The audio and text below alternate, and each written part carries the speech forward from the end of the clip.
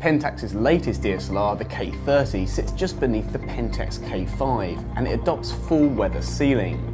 This means that it can be used in any weather condition, so let's see how it gets on in this full review. The K30 features the same 16.3 megapixel APS-C size sensor as found within Pentax's compact system camera, the K01. This means it shares the same ISO range that spans from 100 to 12,800, with the option to expand it to 25,600. Previously, when we reviewed the K01, we applauded it for the way the CMOS sensor retained minute hairline detail. The good news is the K30 performs in a very similar manner, and not only does it offer impressive levels of detail, the ISO response is fantastic.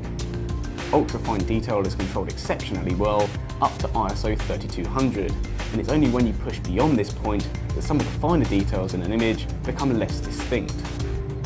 Noise becomes increasingly evident at the two highest ISO settings, so you won't want to push much beyond ISO 6400 if you can get away with it. At the front of the camera, the K30 features the KAF2 bayonet mount, and if you look carefully at the lens, you'll see that it has the initials WR on it. This indicates it's a weather-resistant lens.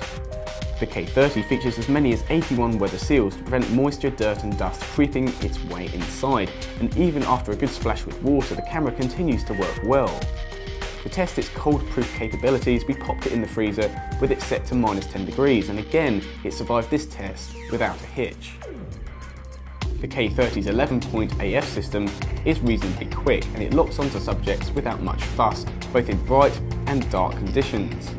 The bright green AF assist beam helps with focusing in extremely dark situations, but the kit lens is a bit noisy, so expect it to whir a bit when focusing between near and far subjects. As for the K30's live view AF performance, it is a bit sluggish.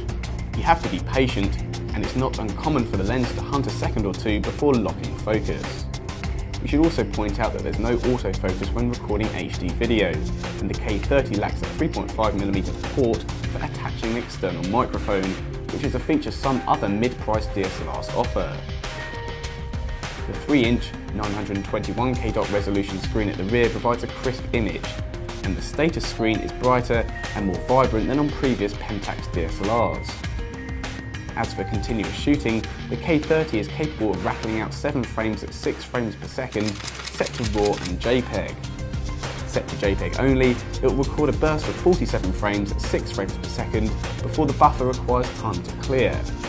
The stainless steel chassis contributes to the K30's solid and well-finished build. It feels comfortable in the hand thanks to its deep hand grip, and it should survive a knock or two in use. So there we have it, the K30. At the moment it costs £599 body only, or £679 with this 18-55mm kit lens.